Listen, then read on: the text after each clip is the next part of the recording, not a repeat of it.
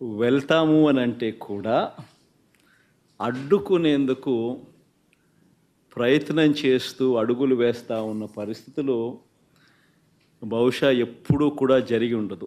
దేశంలో కూడా ఎప్పుడు బహుశా జరిగి ఉండదు. రాక్షస రాజ్యం అనేది ఇదే. ఆశ్చర్యం ఏమిటంటే తెలుసా, ఈ మాదిరిగా వైఎస్ఆర్సీపీకి సంబంధించిన కార్పొరేటర్లకు, ఈ మాదిరిగా వైఎస్ఆర్సీపీకి సంబంధించిన నాయకులకు, ఈ మాదిరిగా వైఎస్ఆర్సీపీకి సంబంధించిన అనేక మంది శ్రేణులకు ఈ మాదిరిగా నోటీసులు ఇవ్వడం,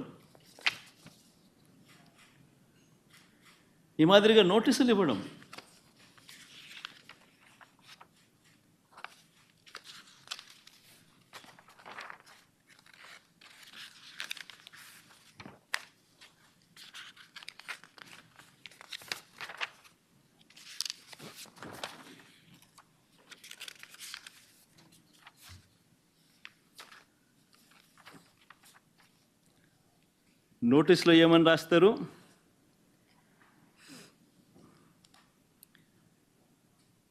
మాజీ ముఖ్యమంత్రి సభ్యులు వైఎస్ జగన్మోహన్ రెడ్డి గారు తిరుమల తిరుపతి సందర్శన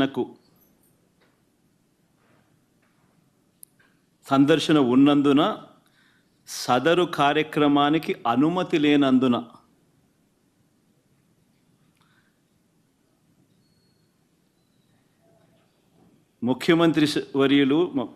మాజీ ముఖ్యమంత్రి వర్యులు వైఎస్ జగన్మోహన్ రెడ్డి గారి తిరుమల తిరుపతి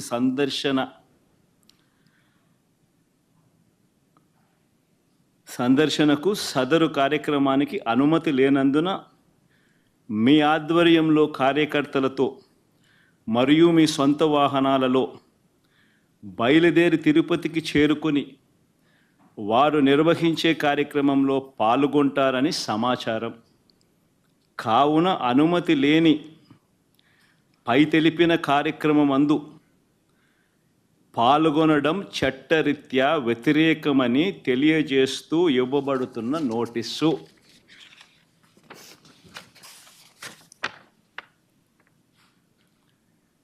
ఒక రాష్ట్ర మాజీ ముఖ్యమంత్రి జగన్మోహన్ రెడ్డి అనే వ్యక్తి,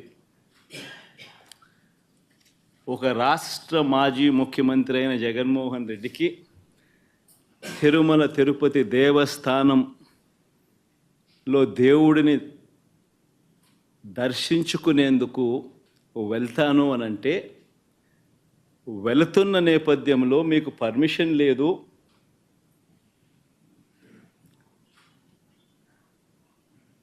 ఆ కార్యక్రమంలో ఎవరు పాలుపంచుకున్నా మీ అందరినీ అరెస్ట్ చేస్తాము అని గుడికి పోవడానికి పోతా ఉంటే నోటీసులు ఇస్తూ ఉన్నారు. నిజంగా ఆలోచన చేయమని అడుగుతా ఉన్నా. ఏ ప్రపంచంలో ఉండం? రాక్షస రాజ్యం కాదా ఇదని అడుగుతా ఉన్నా.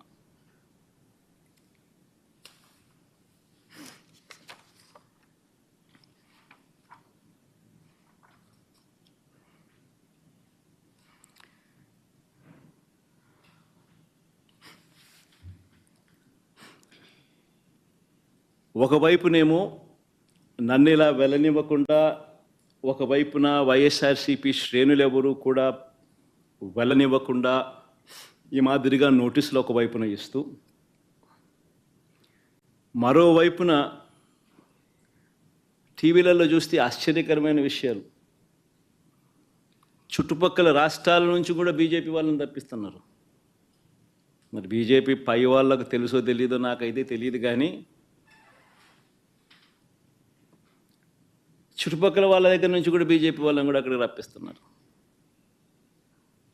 కొన్ని వేల మంది పోలీసులు అక్కడ మోహరించినట్టుగా చూపిస్తూ ఉన్నారు. నేను అడుగుతా ఉన్నా, ఎందుకు ఇంతగా టాపిక్ డైవర్ట్ చేయడానికి కోసం ఎందుకు ప్రయత్నం చేస్తూ ఉన్నారు?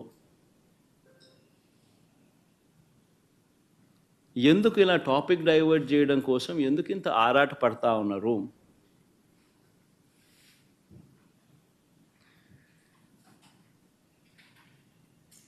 గమనించినట్లయితే తిరుపతి లడ్డూల విషయంలో తాను చెప్పినవన్నీ, చంద్రబాబు చెప్పినవన్నీ అబద్ధాలు అని ఒక్కొక్కటిగా రుజువవుతూ కనిపిస్తూ ఉన్నాయి.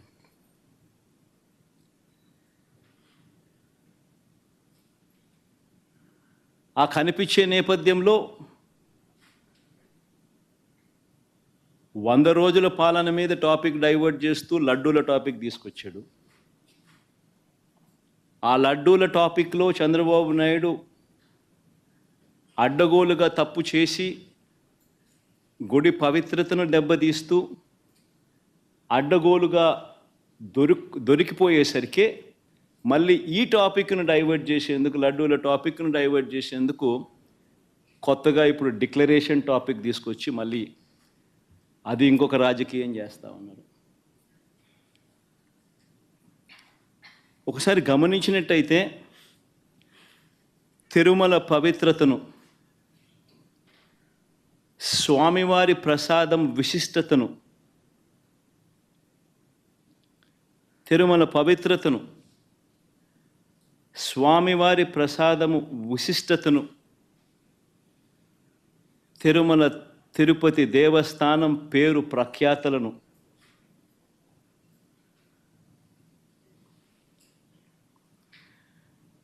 రాజకీయ దుర్బుద్ధితో, ఐ రిపీట్ దిస్ వర్డ్, రాజకీయ దుర్బుద్ధితో, జంతువుల కొవ్వుతో లడ్లు తయారీ అయినట్టుగా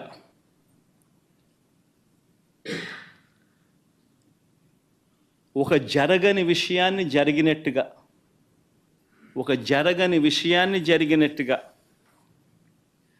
ఆ కల్తీ ప్రసాదాన్ని భక్తులు తిన్నట్టుగా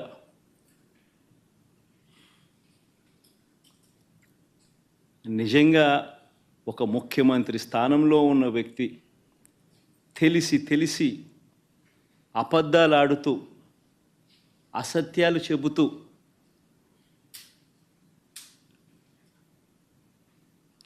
స్వామివారి పేరు ప్రఖ్యాతలను, తిరుపతి లడ్డు విశిష్టతను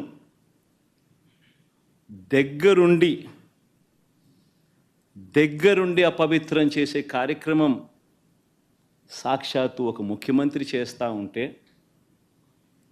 ఇంతకన్నా దారుణం ఎక్కడైనా ఉంటుందా, ఇంతకన్నా అధర్మం ఎక్కడైనా ఉంటుందా అని ఆలోచన చేయమని అడుగుతా ఉన్నా.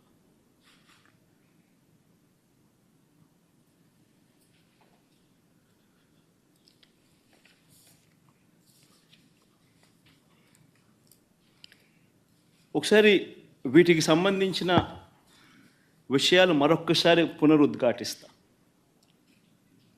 ఏ రకంగా చంద్రబాబు నాయుడు గారు అనే వ్యక్తి ఏ రకంగా తాను అబద్ధాలు చెబుతూ అబద్ధాలకు ఏ రకంగా తాను రెక్కలు కట్టాడు అన్న విషయాలను మరొక్కసారి మీ అందరికీ కూడా ఆధారాలతో సహా చూపిస్తా. రాష్ట్ర ప్రజలందరికీ కూడా, రాష్ట్ర ప్రజలే కాదు దేశ ప్రజలందరూ కూడా ఈ దారుణాన్ని ఒకసారి చూడమని చెప్పి విజ్ఞప్తి చేస్తా ఉన్నా. ఒకసారి గమనించినట్టయితే మామూలుగా ఈ టెండర్ల ప్రక్రియ, మామూలుగా ఈ తిరుపతి లడ్డుకు సంబంధించిన ఇవి కొనుగోలు చేసే నెయ్యి కానీ, ఈ పదార్థాలు కానీ కొనుగోలు చేసే ఈ కార్యక్రమం 6 నెలలకు ఒకసారి జరుగుతూ ఉంటుంది. తిరుపతిలో నెయ్యి కొనుగోలు చేసే కార్యక్రమం ప్రతి 6 నెలలకు ఒకసారి రొటీన్గా జరిగే కార్యక్రమం. దీనికి సంబంధించి దశాబ్దాలుగా జరుగుతూ ఉన్న కార్యక్రమం ఇది. ఇదేదో కొత్తగా ఒకరి వల్ల ఇప్పుడు జరుగుతూ ఉన్న కార్యక్రమం కాదు ఇది. 6 నెలలకు ఒకసారి ఈ టెండర్లు పిలుస్తారు. 6 నెలలకు ఒకసారి ఈ టెండర్ల ద్వారా ఎవరైనా కూడా క్వాలిఫై అయితే ఎవరైనా కూడా పార్టిసిపేట్ చేయొచ్చు. ఈ క్వాలిఫికేషన్ క్రైటీరియా కూడా ఇప్పుడు ఏదో కొత్తగా పెట్టినవి అంతకన్నా కాదు. ఇవన్నీ రొటీన్గా దశాబ్దాలుగా జరుగుతూ ఉండేటివి. తిరుపతి లడ్డు అంటే విశిష్టత ఉంది. అలా తిరుపతి లడ్డు అని అంటే నా చిన్నప్పటి నుంచి కూడా తిరుపతి లడ్డు అని అంటే ఒక విశిష్టతగా దాన్ని చూసే పరిస్థితి. దాంట్లో ఉన్న టేస్టు వేరే లడ్లలో ఉండని టేస్ట్. ఇది మనందరికీ కూడా చిన్నతనం నుంచి మనం అంతా కూడా చూస్తూనే ఉన్నాం. దశాబ్దాలుగా ఈ ప్రక్రియ జరుగుతూ ఉంది తిరుపతిలో. అలాంటి ఈ ప్రక్రియ ఒకసారి గమనించినట్లయితే అదే ప్రక్రియలో భాగంగా ప్రతి 6 నెలలకు ఒకసారి టెండర్లు పిలిచే కార్యక్రమం జరుగుతుంది. టెండర్లలో ఎవరైనా క్వాలిఫై అయిన వాళ్ళు ఎవరైనా పార్టిసిపేట్ చేయొచ్చు. ఆ క్వాలిఫై అయిన వాళ్ళల్లో L1 ఎవరికైతే వస్తుందో, తక్కువ రేటు ఎవరైతే కోట్ చేస్తారో వాళ్ళకు న్యాచురల్గా టీటీడీ బోర్డు టెండర్ను అప్రూవ్ చేస్తుంది. ఇది ఒక రొటీన్ ప్రక్రియ. దీంట్లో గవర్నమెంట్కి సంబంధమే ఉండదు వాస్తవం చెప్పాలంటే. టీటీడీ బోర్డు అన్నది కూడా ఒక ప్రసిద్ధికాంచిన బోర్డు. మామూలుగా దాంట్లో బోర్డులో సభ్యులు కూడా దేశం మొత్తం నుంచి కూడా దాంట్లో సభ్యత్వం తీసుకుంటారు. కేంద్ర మంత్రులు రికమెండేషన్ చేస్తారు టీటీడీ బోర్డుకు సంబంధించిన బోర్డు మెంబర్స్ను. చుట్టుపక్కల రాష్ట్రాల ముఖ్యమంత్రులు కూడా రికమెండ్ చేస్తారు టీటీడీ బోర్డుకు సంబంధించిన బోర్డు సభ్యత్వం కోసం. అంటే వాళ్ళ రాష్ట్రాలలో వాళ్ళు విశిష్టత ఉన్న వ్యక్తులనుగా భావించిన వాళ్ళను వాళ్ళు రికమెండ్ చేస్తారు. అటువంటి కూర్పుతో కూడిన టీటీడీ బోర్డు అది. అక్కడ ఉన్న వాళ్ళు ఎవరు కూడా తప్పు చేయాలనుకున్నా కూడా తప్పు చేయలేని పారదర్శక పద్ధతిలో టీటీడీలో ఓవర్ ది డికేడ్స్ సిస్టమ్స్ అన్నీ ఇవాల్వ్ అయి ఉన్నాయి. అక్కడ వచ్చే వాళ్ళు కూడా బోర్డు మెంబర్స్ కూడా ప్రసిద్ధిగాంచిన వ్యక్తులు. పారదర్శక విధానంతో దేవునికి ఇంకా ఎలా చేస్తే మంచి, దేవునికి ఇంకా మంచి చేయాలి అని తాపత్రయంతో అక్కడ బోర్డు మెంబర్స్గా వాళ్ళు కూర్చొని నిర్ణయాలు తీసుకుంటారు. ఇవన్నీ నేను చెప్పేటివన్నీ ఏదైతే చెప్తా ఉన్నామో ఇవన్నీ కూడా మనందరికీ తెలిసిన విషయాలే, వాస్తవాలు. ఇక్కడ ఈ ప్రక్రియలో కూడా ఇదే మాదిరిగానే టెండర్లు పిలిచారు. 6 నెలలకు ఒకసారి పిలిచే ఈ టెండరింగ్ ప్రక్రియలో ఆ టెండర్లలో క్వాలిఫై అయిన వాళ్ళను, L1గా ఎవరైతే వచ్చారో వాళ్ళను టెండర్స్ అప్రూవ్ చేసి వాళ్ళందరికీ కూడా ఇవ్వడం జరిగింది. ఆ టెండర్లలో అప్రూవ్ చేసిన వాళ్ళు ఒక్కరికే పూర్తిగా కూడా ఇచ్చే కార్యక్రమం కూడా జరగదు. వాళ్ళకు 65% మేరకు వాళ్ళకు ఆ మాదిరిగా ఇస్తారు. మిగిలిన వాళ్లకు అదే రేటుకు మిగిలిన వాళ్ళను కూడా తగ్గించి మిగతా వాళ్ళను కూడా ఇచ్చుకుంటూ పోతారు టెండర్లలో పార్టిసిపేట్ చేసిన వాళ్ళకు కూడా. ఇది రొటీన్గా జరుగుతూ ఉన్న కార్యక్రమాలు దశాబ్దాలుగా. ఇదే మాదిరిగా సప్లై చేసే వాళ్ళు సప్లై చేస్తూ పోతున్నారు. సప్లై చేసే మెకానిజంలో కూడా రోబస్ట్ పద్ధతులు ఉన్నాయి. ఎవరైతే క్వాలిఫై అవుతారో వాళ్ళు సప్లై చేసే ప్రతి ట్యాంకర్తో పాటు NABL సర్టిఫైడ్ ల్యాబ్స్ నుంచి వాళ్ళు క్వాలిటీ చెక్ చేయించుకొని ఆ ట్యాంకర్లలో ఉన్న ప్రోడక్ట్ క్వాలిటీని నిర్ధారిస్తూ ఒక సర్టిఫికెట్ తీసుకొని వస్తారు. వచ్చిన తర్వాత ఆ ట్యాంకర్ ఆ సర్టిఫికెట్తో వచ్చిన తర్వాత కూడా తిరుమల తిరుపతి దేవస్థానంలో మళ్ళీ 3 టెస్టులు 3 శాంపుల్స్ చేస్తారు ప్రతి ట్యాంకర్కు. This is a protocol, mandatory protocol ఇది. ఆ 3 టెస్టులు పాస్ అయితేనే ఏ వెహికల్ అయినా కూడా ముందుకు పోనిస్తారు. ఆ 3 టెస్టులలో ఏ టెస్ట్ ఫెయిల్ అయినా కూడా అసలు వెహికల్ ముందుకు కూడా పోదు, తిరిగి వెనక్కి పంపించేస్తారు. ఈ ప్రక్రియ దశాబ్దాలుగా జరుగుతూ ఉంది. చంద్రబాబు నాయుడు గారి హయాంలో 2014 నుంచి 19 మధ్యలో 14 నుంచి 15 సార్లు చంద్రబాబు నాయుడు హయాంలో ఇలానే ట్యాంకర్లు వస్తే క్వాలిటీ లేదని రిజెక్ట్ చేశారు, వెనక్కి పంపించారు. 14 నుంచి 15 సార్లు.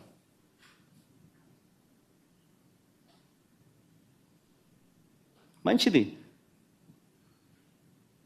ఒక రోబస్ట్ ప్రక్రియ అన్నది ఒకటి ఉంది.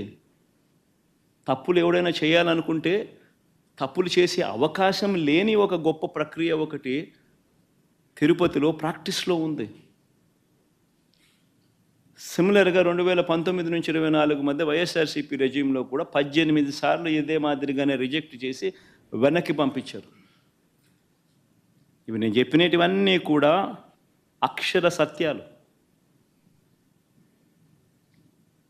ఒక గొప్ప ప్రాక్టీస్ ఒకటి ఉంది, ఒక గొప్ప ప్రొసీజర్ ఉంది.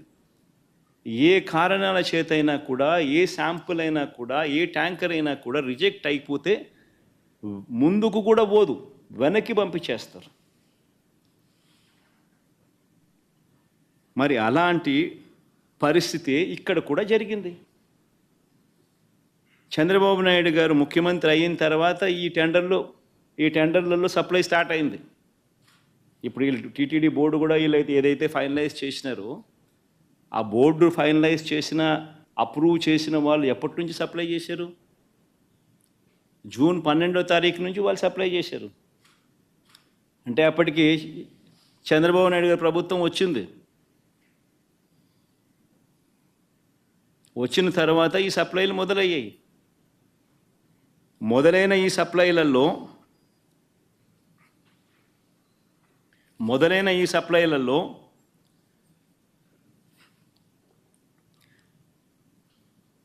జూన్ 12, జూన్ 21, జూన్ 25, జూలై 4న వచ్చిన ట్యాంకర్లన్నీ టెస్టులలో పాస్ అయి ముందుకు కదిలాయి, లడ్లలో ఉపయోగించారు. జూలై 6న 2 ట్యాంకర్లు, జూలై 12న ఇంకో 2 ట్యాంకర్లు రావడము. ఈ 4 ట్యాంకర్లలో ఏదైతే వచ్చాయో అవి టెస్టులు ఫెయిల్ అయినాయి. ఈ టెస్టులు ఫెయిల్ అయితే మామూలుగా వెనక్కి పంపించే కార్యక్రమం జరిగింది. ఈ టెస్టులు ఫెయిల్ అయినప్పుడు ఈ 3 టెస్టులు చేసిన తర్వాత వెనక్కి పంపించేదానికి పక్కన పెట్టేసి మామూలుగా CFTRI central food technological research institute మైసూరుకు పంపిస్తారు. డౌట్లు ఇంకా ఫర్దర్గా ఏమైనా ఒక్కొక్కసారి ర్యాండమ్గా కూడా పంపిస్తూ ఉంటారు. ఫర్దర్గా ఏదైనా వెరిఫై చేసేదానికేనే కదా. కానీ ఇక్కడ మాత్రం గుజరాత్కు పంపించారు NDDB. ఫస్ట్ టైం TTDలో జరిగిన ఘటన ఇది. NDDB was brought into the picture for the first time.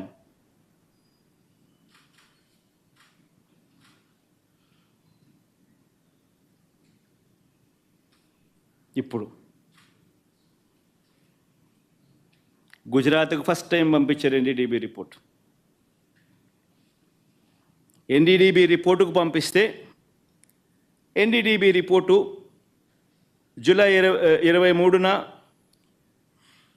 వాళ్ళు శాంపుల్ వాళ్ళు ఈ టెస్ట్ రిపోర్ట్ పంపించినారు రిజెక్ట్ చేస్తూ. ఈ శాంపుల్స్ ఈ ట్యాంకర్లు ఏదైతే ఉన్నాయో వెనక్కి వెళ్ళిపోయాయి. రిజెక్ట్ చేయబడ్డారు. జూలై 23న రిపోర్ట్ వచ్చింది. TTD ఈవో వారి పర్మిషన్ కూడా ఇవ్వలేదు. అవి వెనక్కి పంపించేశారు. ఇవే విషయాలు వెనక్కి పంపించినట్టుగా ఆ కంపెనీ వాళ్ళకు షోకాస్ నోటీసులు కూడా ఇచ్చారు.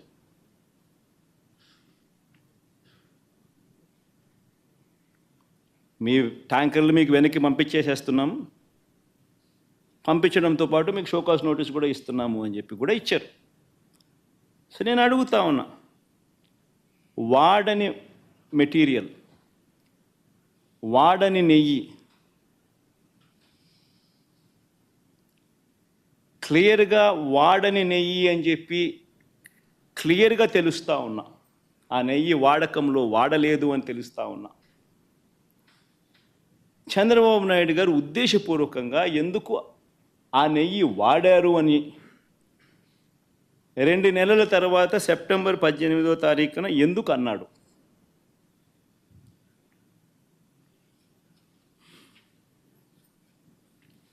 ఒకసారి ఈ వీడియో క్లిప్పింగ్లో ఒకసారి వినండి. జూలై 23వ తారీఖున అప్పటి ఈవో అంటే చంద్రబాబు నాయుడు గారి హయాంలో ఆయనే నియమించిన ఐఏఎస్ ఆఫీసర్ ఈఓ. ఆయన మాటలను ఒక్కసారి వినండి.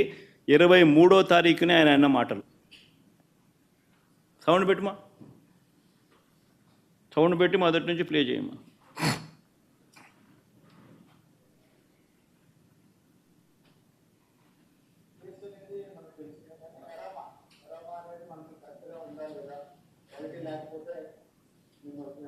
చర్యలు తీసుకుంటాం. కొందరు మేనేజ్మెంట్ వాళ్ళు వచ్చారు, ఒకరు మాట్లాడుతుంటారు. చెప్పిన తర్వాత కొంతమంది ఇంప్రూవ్ చేశారు. ఆ శాంపుల్స్లో అడల్టరేషన్ ఉందని తెలియదు. అడల్టరేషన్ ఏం అడల్టరేషన్ ఉందంటే వెజిటబుల్ ఫ్యాట్స్. వెజిటబుల్ ఫ్యాట్స్ అంటే అది వనస్పతి అంటాం కదా, వెజిటబుల్ బియ్య వనస్పతి అది తెలిసిందని తెలిసింది. ఆ సప్లైకి బ్లాక్ లిస్ట్ చేయడానికి షోకాల్ నోటీస్ ఇవ్వడం జరిగింది. ఈ టెండర్ ట్యాంకర్స్ కూడా 2 ట్యాంకర్స్ ఉన్నాయి. ఆ 2 ట్యాంకర్స్ కూడా రిజెక్ట్ చేయడం జరిగింది. ఆ 2 ట్యాంకర్లను కూడా రిజెక్ట్ చేయడం జరిగింది. షోకాస్ నోటీస్ ఇవ్వడం జరిగింది. వనస్పతి ఆయిల్ అడల్టరేషన్ చేసినారని కూడా ఆయన అన్నాడు. మరి క్లియర్ కట్గా 23వ తారీఖునే, జూలై 23వ తారీఖునే ఈఓ వెరీ క్లియర్గా వాడకంలోకి ఇది తీసుకొని రాలేదు అని చెప్పి ఇంత క్రిస్టల్ క్లియర్గా చెప్పినా కూడా 2 నెలల తర్వాత సెప్టెంబర్ 18వ తారీఖున చంద్రబాబు నాయుడు గారు అనే వ్యక్తి అన్నీ తెలిసి తాను ఏ రకంగా అబద్ధాలు ఆడాడో వినండి ఒకసారి. దగ్గర పెట్టే ప్రసాదం అపవిత్రం చేసే విధంగా ఓసారి బాధేస్తుంది. నాసి రకమైన ఇంగ్రీడియంట్సే కాకుండా ఎనిమల్ ఫ్యాట్ కూడా వాడారు. ఏది గీకు బదులు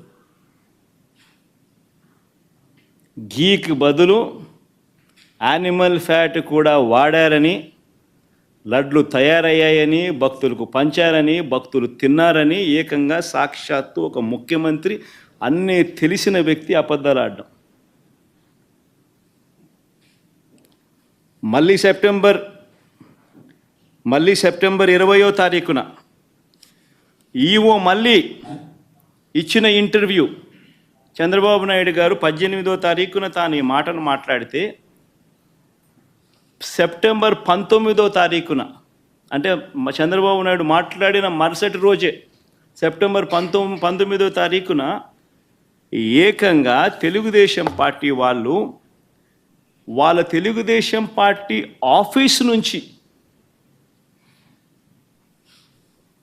ఈ ఎన్డీడీబీ గుజరాత్ నుంచి తెప్పించిన ఈ కాన్ఫిడెన్షియల్ రిపోర్టును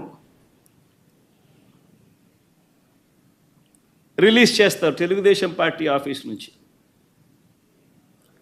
సెప్టెంబర్ 19వ తారీఖున. అంటే చంద్రబాబు నాయుడు 18వ తారీఖున మాట్లాడతాడు అబద్ధాలు వల్ల వేస్తూ.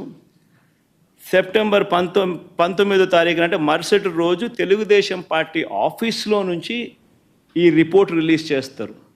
ఈ ఎన్డీడీబీ రిపోర్ట్, గుజరాత్ నుంచి వచ్చిన ఈ కాన్ఫిడెన్షియల్ రిపోర్టును తెలుగుదేశం పార్టీ ఆఫీస్ రిలీజ్ చేస్తుంది. చేసిన తర్వాత మళ్ళీ 20వ తారీఖున టీటీడీ ఈఓ తాను ప్రెస్లో మాట్లాడుతూ తానేమన్నాడో ఒక్కసారి విందాం. Four tankers have been kept aside, and then they were kept aside so that they can be used when the reports come clear. But the reports unfortunately didn't come clear, and we rejected, we sent it, and then we stopped from that supply. 20వ తారీఖున మళ్ళీ reconfirm చేశాడు EO. ట్యాంకర్లలో వచ్చిన నెయ్యిని మేము వాడలేదు. ఆ reports సరిగ్గా రాని నేపథ్యంలో ఆ రిపోర్ట్స్ను ఆధారంగా ఆ ట్యాంకర్లను వెనక్కి పంపించేశాము అని మళ్ళీ రీటరేట్ చేసినాడు. మరొక్కసారి మళ్ళీ ధృవీకరించాడు ఈఓ.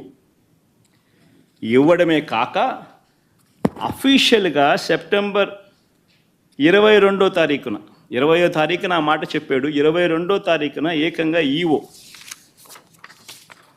తాను సంతకం చేసి ఇది ఈఓ సంతకం.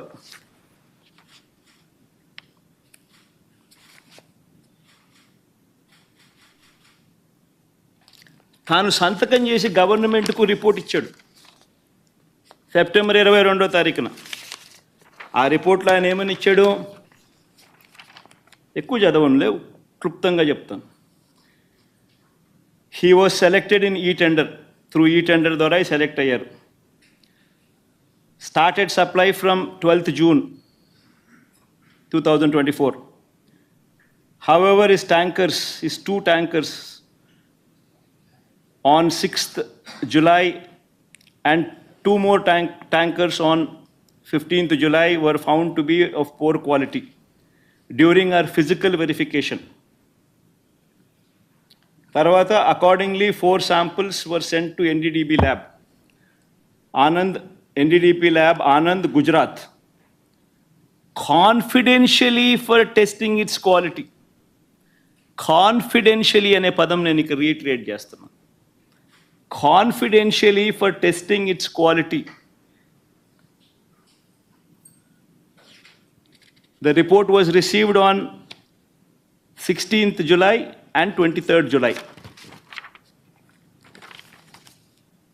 The adulterated cow ghee tankers supplied by the dairy was returned back. Vanaki పంపించేశాం and stopped further supplies from them, and show cause notice was issued to them.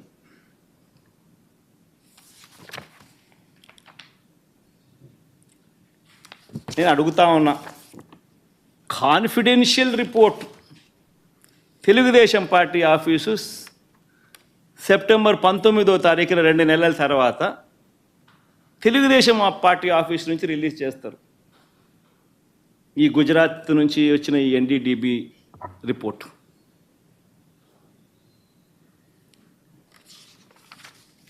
నేను అడుగుతా ఉన్నా, ఇవన్నీ తెలిసిన తర్వాత కూడా సెప్టెంబర్ 22వ తారీఖున ఈఓ ఈ రిపోర్ట్ ఇచ్చిన తర్వాత కూడా సెప్టెంబర్ 22వ తారీఖున చంద్రబాబు నాయుడు ప్రెస్ స్టేట్మెంట్, అది కూడా ఒకసారి వినండి. ఇక్కడికి వచ్చినప్పుడు 4 ట్యాంకర్స్, అప్పటికే 4 ట్యాంకర్స్ వచ్చేసి దాన్ని వాడారు. అంటే చంద్రబాబు నాయుడు ఇంత రిపోర్ట్ వచ్చిన తర్వాత, ఈఓ ఇన్నిసార్లు స్టేట్మెంట్ ఇచ్చిన తర్వాత, ఇంత చెప్పిన తర్వాత కూడా 22వ తారీఖున చంద్రబాబు నాయుడు మళ్ళా ప్రెస్ మీట్ పెట్టి ట్యాంకర్లు వచ్చేసాయి, దాన్ని వాడేశారు అని మళ్ళా అబద్ధాలు ఆడుతూ మళ్ళీ చెప్తాడు. నేను అడుగుతా ఉన్నా, ముఖ్యమంత్రి స్థానంలో ఉన్న వ్యక్తి కేవలం రాజకీయంగా లబ్ధి పొందేందుకు ఈ మాదిరిగా స్వామివారి ప్రసాదం విశిష్టతను, తిరుమల తిరుపతి దేవస్థానం ప్రతిష్టను, వెంకటేశ్వర స్వామి ప్రసాదానికి సంబంధించిన పేరు ప్రఖ్యాతలను ఈ మాదిరిగా అబద్ధాలతో తగ్గించడం, కుట్రపూరితంగా అబద్ధాలతో తగ్గించడం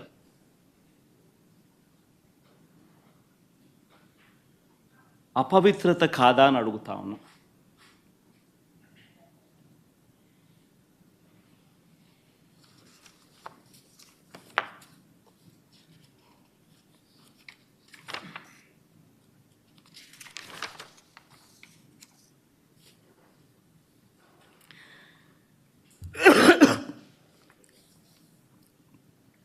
నా ఎన్డీడీబీ రిపోర్ట్ ఉందమ్మా.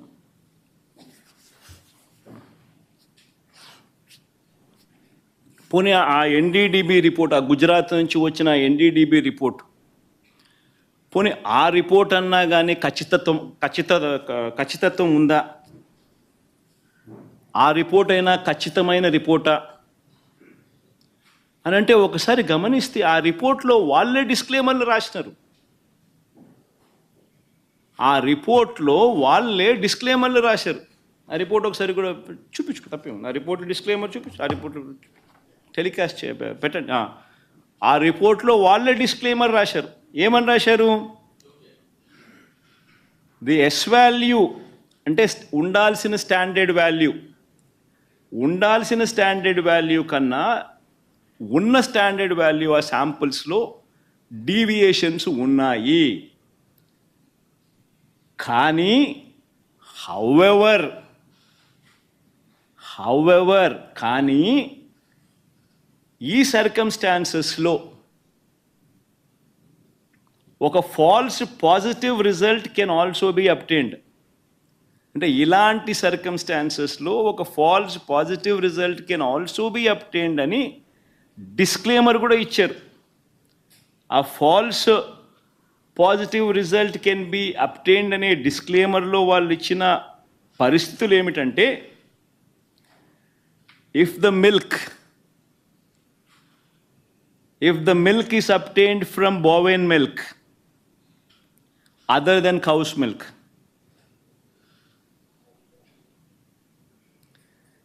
if the milk is obtained from cows which received an exceptionally high feeding of pure vegetable oils such as repressed oil, cotton or palm oil, etc. అంటే ఈ శాంపుల్ గన ఆవుల దగ్గర నుంచి ఆ ఆవులు high feeding of pure vegetable oils such as repressed oil, cotton, palm oil ఇటువంటివి తిన్న పరిస్థితులు ఆ ఆవులో ఉంటే ఈ రిపోర్ట్లు ఈ మాదిరిగా రావచ్చు అని కూడా చెప్పడం జరిగింది.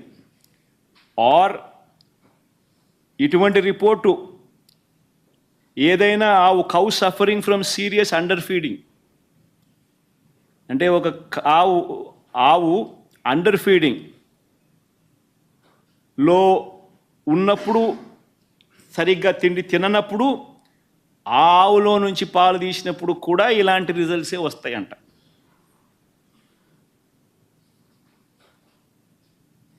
ఇవన్నీ రిపోర్ట్లో వాళ్ళు డిస్క్లైమర్స్ కింద రాసినారు.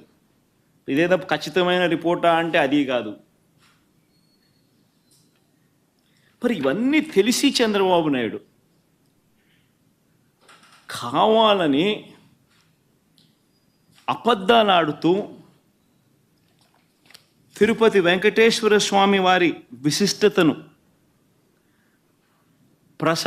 ప్రసాదానికి సంబంధించిన పవిత్రతను దగ్గర ఉండి కావాలని అబద్ధాలు చెప్పి అనుమానపు బీజాలు ప్రసాదం పుచ్చుకునే ప్రతి ఒక్కరిలోనూ లేపడం దుర్మార్గం కాదా అని అడుగుతా ఉన్నా.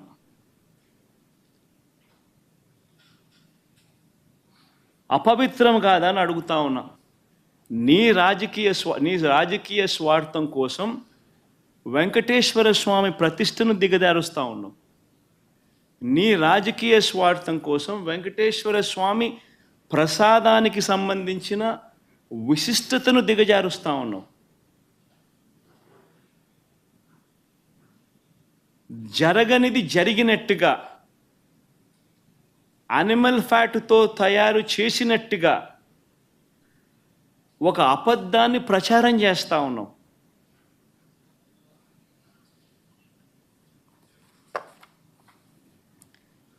ధర్మమేనా అని అడుగుతా ఉన్నా. మరోవైపు ఇంకా ఇలా అబద్ధాలు రోజుకు ఒక్కొక్క అబద్ధాన్ని ప్రమోట్ చేస్తారు.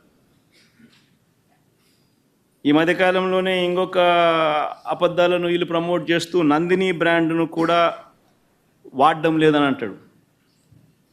కేఎంఎఫ్ పక్కన కర్ణాటక మిల్క్ ఫెడరేషన్ వారి నందిని బ్రాండ్ అని. నేను అడుగుతా ఉన్నా, 2015 నుంచి 2019 చంద్రబాబు నాయుడు గారి హయాంలో 2015 నుంచి 2018 అక్టోబర్ దాకా నందిని బ్రాండ్ ఎందుకు లేదు? చంద్రబాబు నాయుడు గారు కొనుగోలు చేసిన 6 నెలలకు ఒకసారి పిలిచిన టెండర్ల ప్రక్రియలో ఎందుకు లేదు?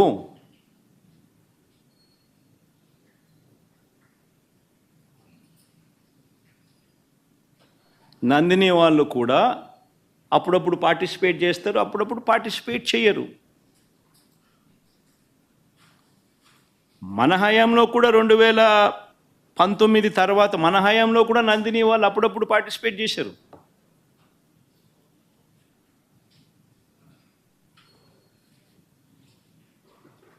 రేటు ఇంకోటి అంటాడు, 320 రూపాయలకి నెయ్యి ఎట్టు వస్తుందని. ఇంకా ఆశ్చర్యకరమైన విషయం అండి, నాకు అర్థం కాల. చంద్రబాబు నాయుడు గారి హయాంలో 2015 నుంచి 19 వాళ్ళు ప్రొక్యూర్ చేశారు కదా నెయ్యిని. టెండర్లు పిలిచి ఇదే మాదిరిగానే ఈ టెండర్ల ద్వారా పిలిచి ప్రొక్యూర్ చేశారు కదా. ఏ రేటుకు ప్రొక్యూర్ చేసినారు? అదే క్వాలిటీ నెయ్యే కదా ఇప్పుడు కూడా. అప్పుడు అదే క్వాలిటీ, ఇప్పుడు అదే క్వాలిటీ. దశాబ్దాలుగా నెయ్యి క్వాలిటీ అదే, కొత్తగా మారింది ఏమీ లేదు. అవే ఆవులు, అవే డైరీలు, అవే ఆవులు, అవే పాలు, అవే నెయ్యి, అదే క్వాలిటీ. ఆ క్వాలిటీ ఉంటే తీసుకుంటారు, లేకపోతే తీసుకోరు. చంద్రబాబు నాయుడు హయాంలో నెయ్యి ఏ రేటుకు కొన్నారు? 276 రూపాయలు 2015లో కొన్నారు టెండర్ల ద్వారానే. 2019 జనవరిలో, అంటే ఆయన చివరి దాంట్లో 324 రూపాయలు కొన్నారు. మన అటేటప్పుడు ఇక్కడ 320 కొంటే తప్పేముందయా? ఉన్న రేట్ అది. వాళ్ళు టెండర్లలో వాళ్ళు కోట్ చేసినారు, L1 కింద ఎవడైతే వాళ్ళకి ఇచ్చినారు. ఏం తప్పు జరుగుతూ ఉంది?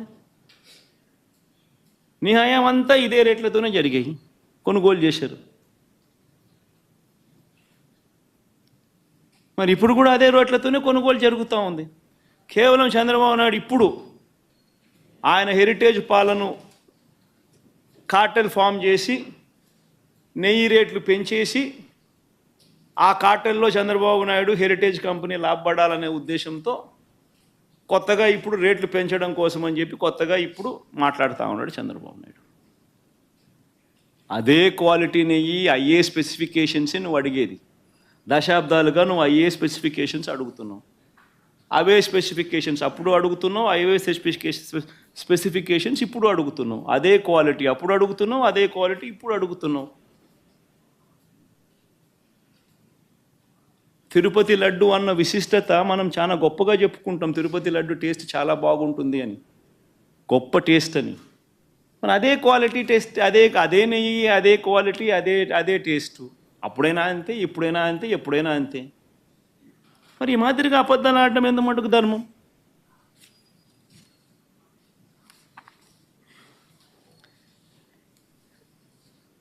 చంద్రబాబు గారి పాపాలు నిజంగా ఒక్కొక్కటిగా కూడా బయటకు వస్తూ ఉన్న నేపథ్యంలో ప్రజలందరూ కూడా చంద్రబాబు నాయుడు గారిని వేలెత్తి చూపించే కార్యక్రమం జరుగుతూ ఉన్న నేపథ్యంలో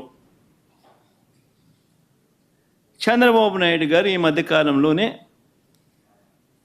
లడ్డూ టాపిక్లో చంద్రబాబు గారు ఎప్పుడైతే ఈ మాదిరిగా చంద్రబాబు నాయుడు గారు ప్రజలు చంద్రబాబు నాయుడు గారు చేసిన తప్పును ఎప్పుడైతే తప్పులు పట్టడం మొదలుపెట్టారో, ప్రజలకు ఎప్పుడైతే వాస్తవాలు తెలియడం మొదలెట్టాయో, అప్పుడు ఈ పెద్ద మనిషి ఏం చేస్తాడు? టాపిక్ డైవర్ట్ చేయడం చేస్తూ ఏమంటాడు? టాపిక్ డైవర్ట్ చేయడం కోసం ఏమంటాడు? డిక్లరేషన్ సర్టిఫికేట్ అంటే. ఇప్పుడు నిజంగా ఆశ్చర్యం కాదా? జగన్ ఏమన్నా కొత్తనా? రాజశేఖర రెడ్డి గారు ఏమన్నా కొత్తనా? నా మతం ఏమిటని తెలీదా ఎవరికైనా ఆంధ్ర రాష్ట్రంలో కానీ దేశంలో కానీ? నా కులం ఏమిటి అని చెప్పి ఎవరికి తెలీదా రాష్ట్రంలో కానీ దేశంలో కానీ? రాజశేఖర రెడ్డి గారు 5 సంవత్సరాలు ముఖ్యమంత్రిగా ప్రతి సంవత్సరం బ్రహ్మోత్సవాలకు వస్త్రాలు నాన్నగారే సమర్పించారు. నాన్నగారు కొడుకునే కదా నేను కూడా తిరుపతికి ఎన్నోసార్లు పోయా కదా ఇంతకుముందు కూడా, ముఖ్యమంత్రి కాకమునుపు. అంతెందుకు నా పాదయాత్ర మొదలెట్టేటప్పుడు వెంకటేశ్వర స్వామి ఆశీస్సులు తీసుకుని మొదలెట్టా. నా పాదయాత్ర అయిపోయిన తర్వాత నేరుగా తిరుపతికి వెళ్ళి కాలినడకన కొండెక్కా. తిరుపతికి వెళ్ళి కాలినడకన కొండెక్కా.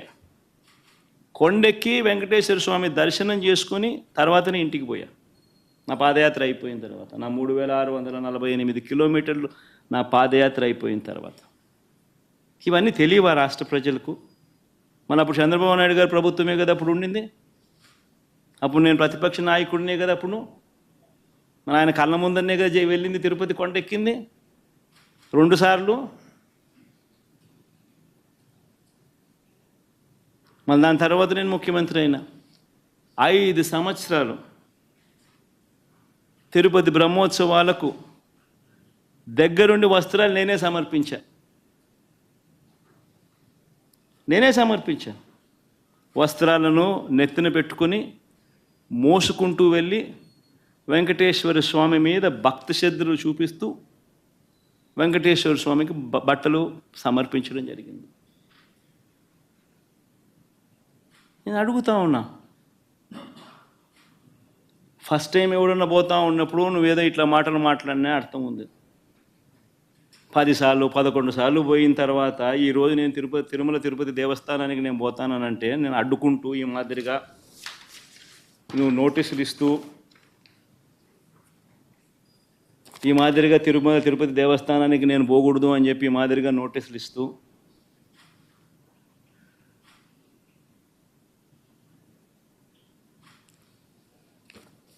ఈ మాదిరిగా మా ఎమ్మెల్యేలకు మా కార్పొరేటర్లకు అందరికీ కూడా ఈ మాదిరిగా నోటీసులు పంపుతూ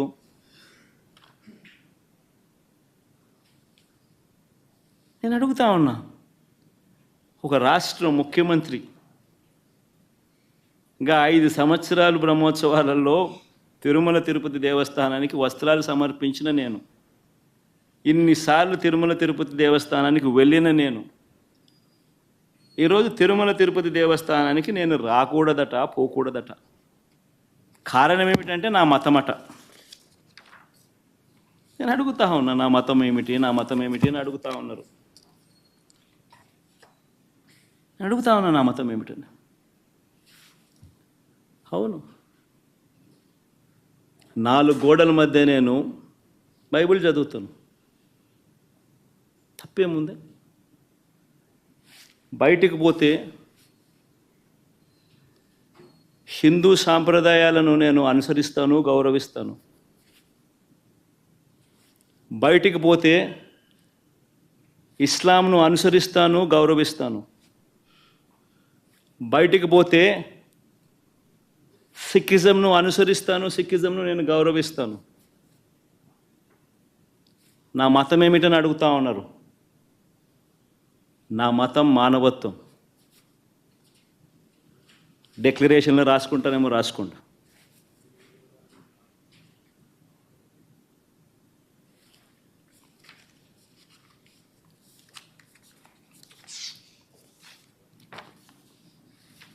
భారతదేశం కాన్స్టిట్యూషన్ నేను ఒకసారి చదువుతా. According to the preamble, India is a sovereign, socialist, secular, democratic republic. Secular అనే పదానికి అర్థం తెలుసని అడుగుతా ఉన్నా. గుడికి పోయే వ్యక్తిని నువ్వు ఏ మతము అని అడుగుతా ఉన్నావు. ఏ మతము అని చెప్పకపోతే గుడిలోకి ఎంటర్ కాకూడదు అని అంటా ఉన్నావు. సెక్యులర్ దేశం అని చెప్పి చెప్పుకుంటా ఉన్నాం. ఒక ముఖ్యమంత్రిగా పరిపాలన చేసిన వ్యక్తి పరిస్థితి ఇది అయితే ఇక ఆ దళితుల పరిస్థితి ఏమిటి? గుళ్ళలో పోగలుగుతారా? పోయే పరిస్థితి ఉందా? పోనిస్తారా? రానిస్తారా?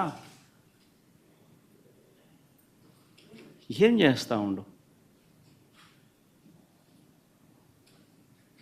నిజంగా రాజకీయాల్లో మతం పేరుతో రాజకీయాలు చేయడం ఎంత దౌర్భాగ్యమో నేను ఇదే బీజేపీ పార్టీని కూడా అడుగుతా ఉన్నా.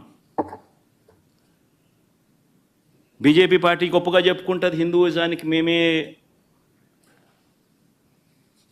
మేమే హిందూయిజానికి మేమే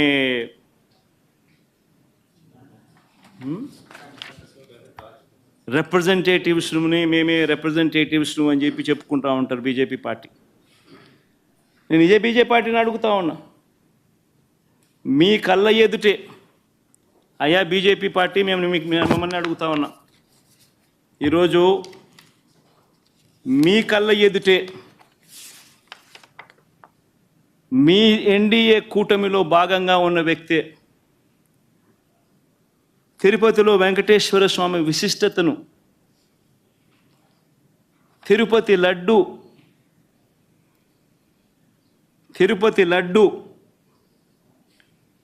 పేరు ప్రఖ్యాతలను, వెంకటేశ్వర స్వామి వైభవాన్ని దగ్గరుండి అబద్ధాలు చెబుతూ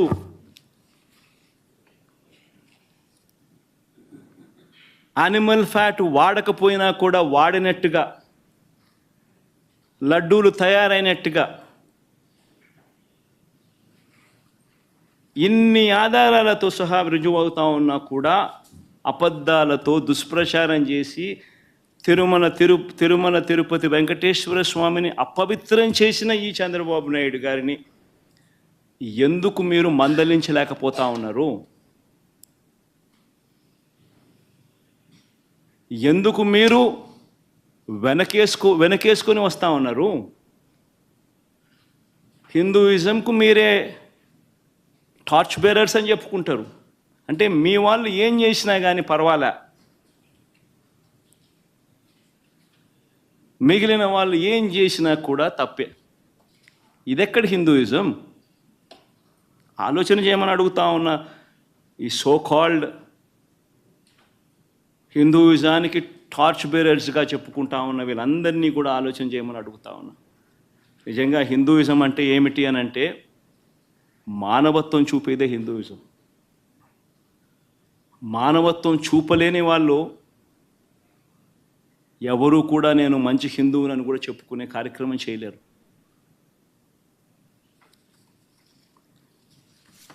నేను అడుగుతా ఉన్నా, ఇప్పుడు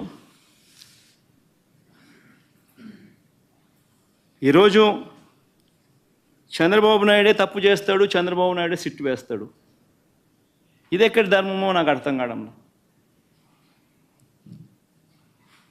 ఆయన చెప్పు చేతుల్లో ఉన్న అధికారులతో సిట్ అంటాడు. నేను చెప్పినటువన్నీ కూడా నీకు ఆధారాలతో సహా చూపించా. వాళ్ళ ఈఓ ఐఏఎస్ ఆఫీసర్ వాళ్ళ నియామకం చేసిన ఈఓ అన్న మాటలు, జరిగిన వాస్తవాలు ఏమిటి అని చెప్పి కళ్ళకు కనిపించే విధంగా చెప్పడం జరిగింది. మరి ఇన్ని తప్పులు చేస్తూ ఉన్నా కూడా హిందూ ధర్మం మీద ఈ మాదిరిగా దుష్ప్రచారాలు చేస్తూ రాజకీయాల కోసం హిందూ ధర్మాన్ని వాడుకునే కుతంత్రాలు చేస్తూ ఈ మాదిరిగా రాజకీయాలు చేయడం కరెక్టేనా?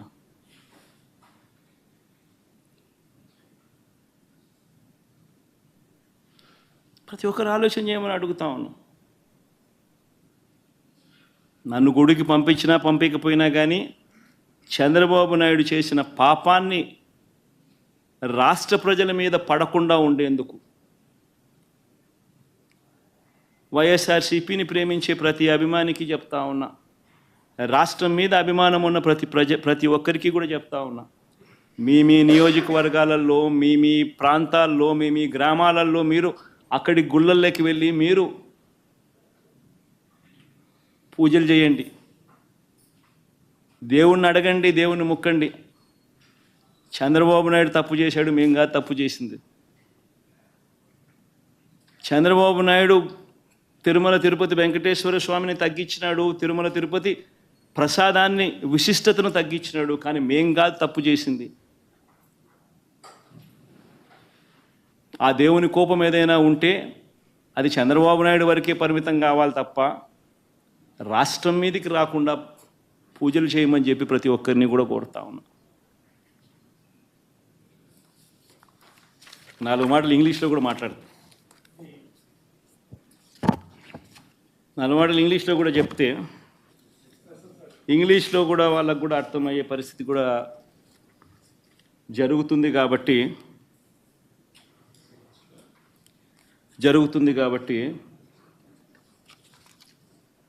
ఇంగ్లీష్లో కూడా ఒకసారి ఈ మాటలన్నీ కూడా జరిగినటువన్నీ కూడా జరగాల్సినటువన్నీ కూడా తెలియాల్సిన అవసరం ఉంది కాబట్టి చెప్తా.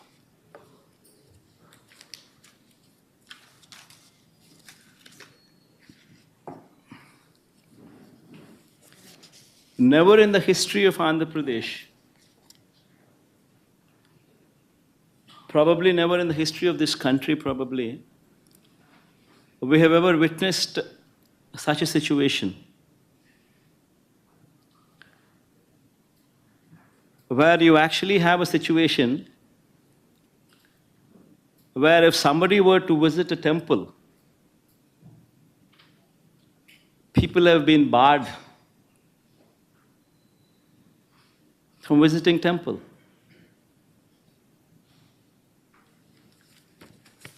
These are the notices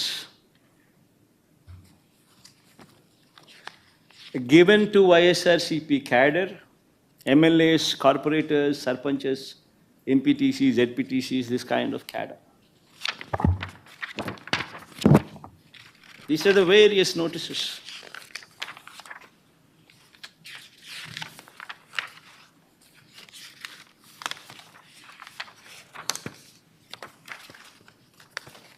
Coming out from various districts.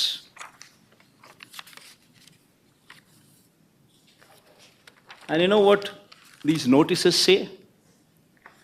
They say, even though they are in Telugu, I would translate them into English for better understanding. The notices say that the ex-Chief Minister Y.S. Jagan Mohan Reddy is visiting Tirumala Tirupati Devasthanam, and that program does not have the approval of the government, and if any karyakarta participates in this program, cases would be booked on them. That is the gist of these notices.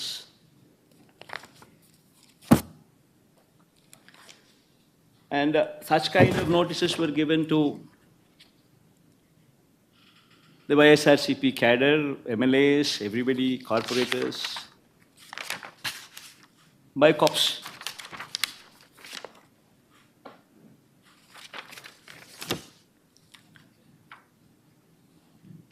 I know the surprising factor is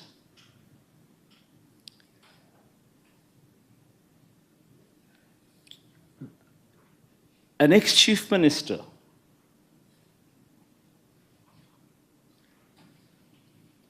who has visited Tirumala Tirupati Devasthanam temple not once but several times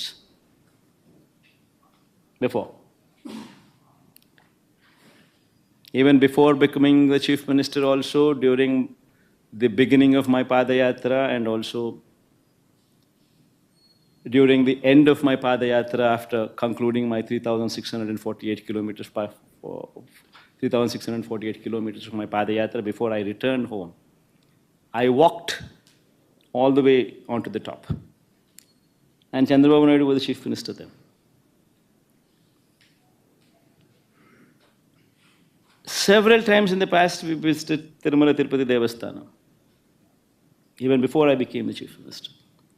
And after I became the chief minister, every year TTD invited me. And on their invitation, I had the opportunity to give clothes to Lord Venkateshwara Swami.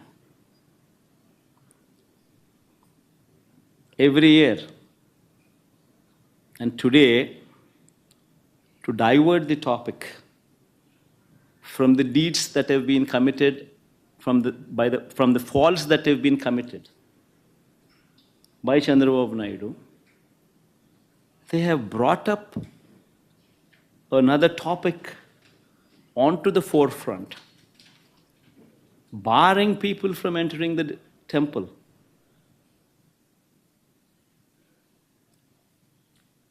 In fact, I'd like to say I like everybody to notice these aspects. I like everybody to see these aspects. What happened during the so-called controversy on laddus? Tirumala Tirupati Devasthanam reputation has been lowered by Chandrababu Naidu.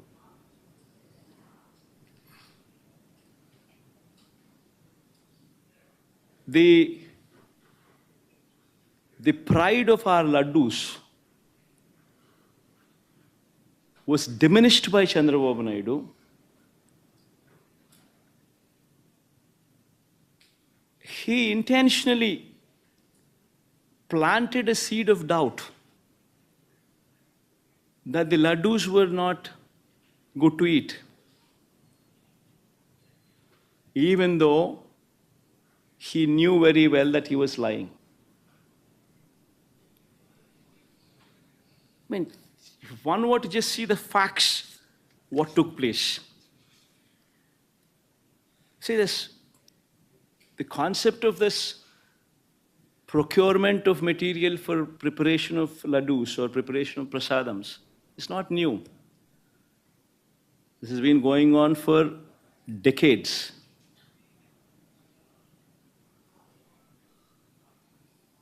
Tirumala Tirupati Devasthanam board is a very pristine board.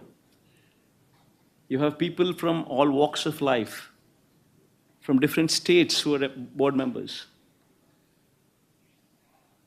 In fact, to get a membership onto the board, you actually have recommendations from central ministers. You have recommendations from the neighboring state chief ministers. Such is the esteemness of this board. Such is the pristine of this board. And these board members work there in a very transparent manner, with the only intent to ensure that whatever they do it for the good of the temple. With that motto in mind, they work. And as far as these tenders are concerned, it's a routine process. Every 6 months, procurement of tender happens. Procurement of these materials to prepare the prasadams or laddus is a routine practice. The government does not get involved. It's an autonomous body. It's the board which takes the decisions. The conditions which are applicable for anybody to be participating in these tenders are also not new. They've been in existence also for decades. The quality of the material, what is asked for, is also been the same for decades. It's a routine process. And during the course of this routine process, which takes place every 6 months, e-tenders have been called for. And based on the e-tenders, people who've quoted L1, people who've quoted the least, people who qualify, people who've participated, people who've quoted the least, automatically gets the tender. And that is approved by the board. This is the normal routine practice. And just not, the process doesn't just stop there. The process is that after they get the tender, it's not just one company alone who once again is going to be participating for the whole of it. The other participants also get 35% of the quota if they were to match the price. So all these people supply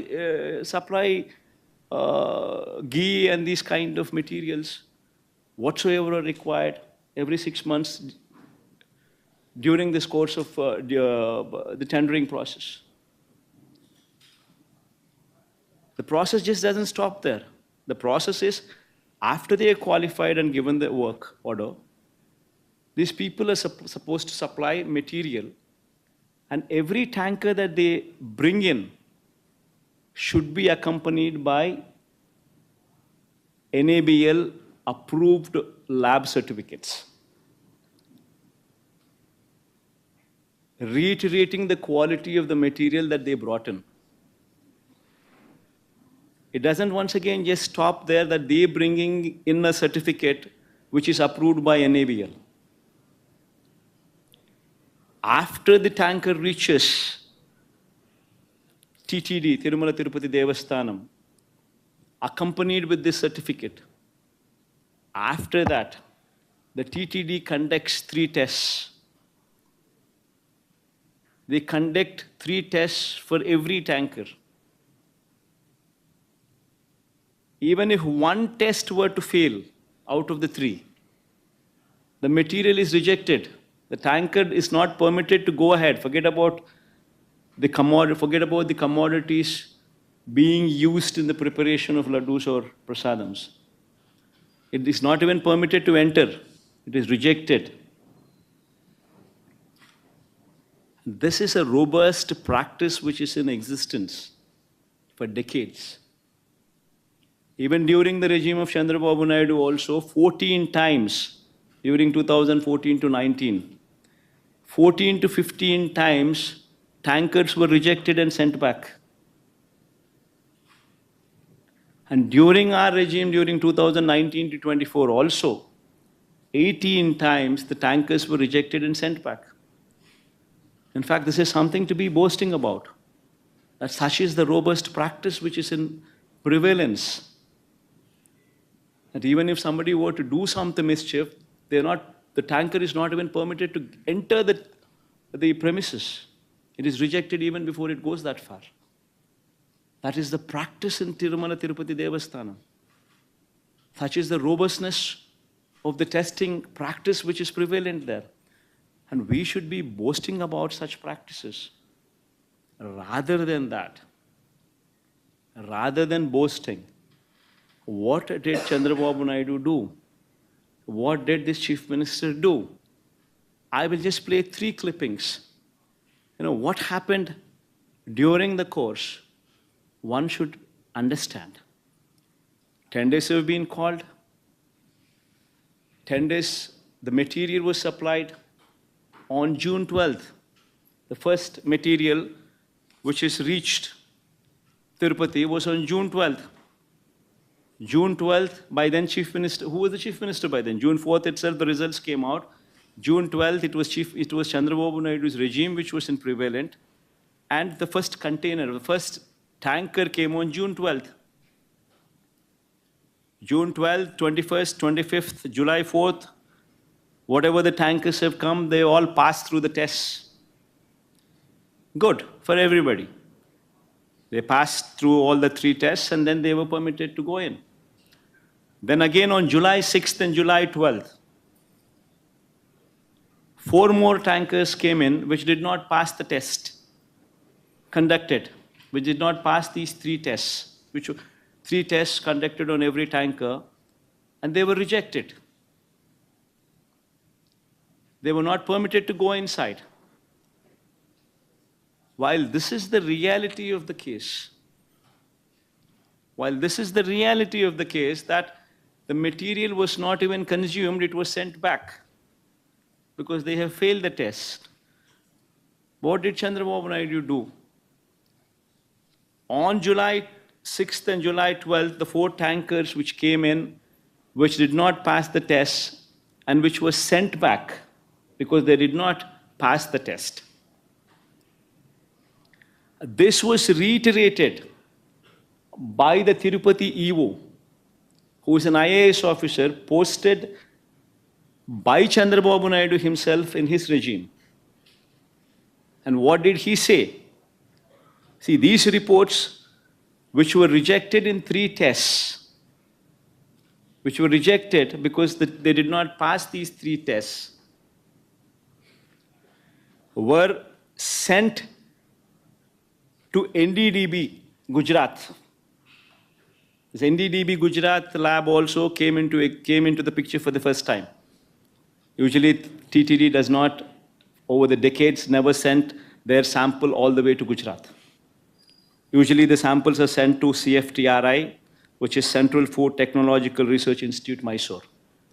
But for some strange reason, first time, NDDB, Gujarat, was brought into the picture. Fine.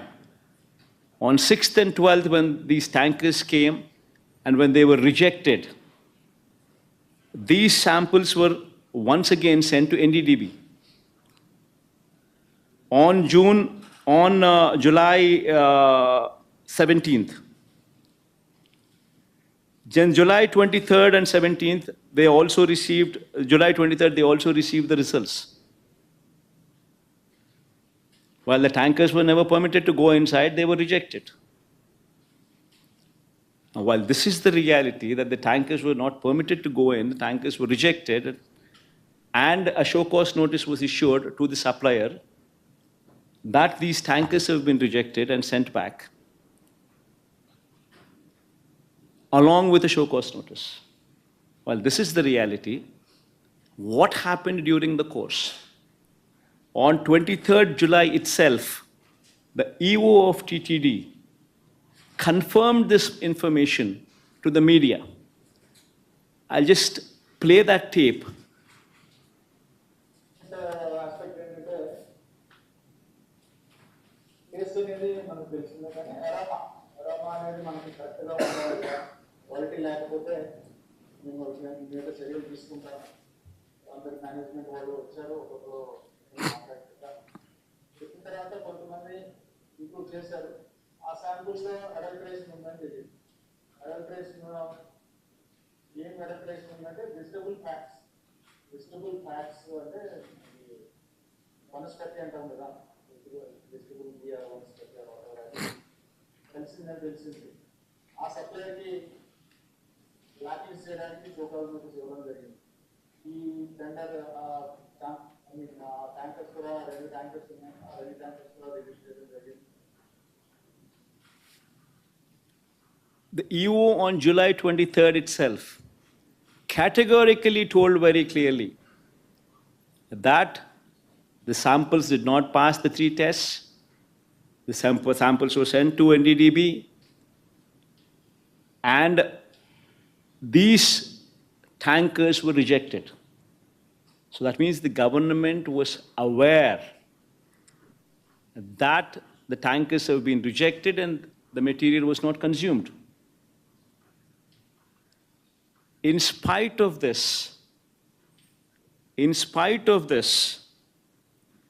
on September 18th, that is 2 months later, Chandrababu Naidu makes an intentional statement misleading the facts. Now, what does he say?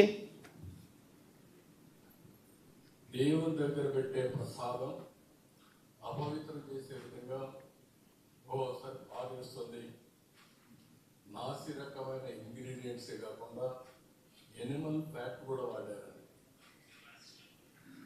ఏది బీగు బదులు.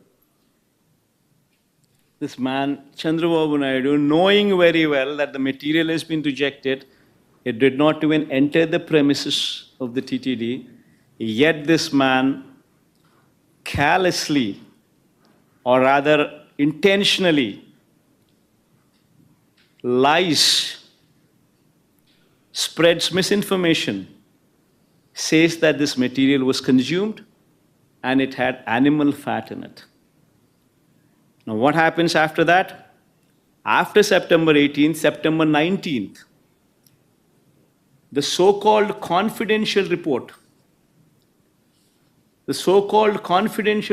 from Gujarat, the NDDB report, the so-called confidential report from NDDB Gujarat is released from Telugu Desam Party office on September 19th.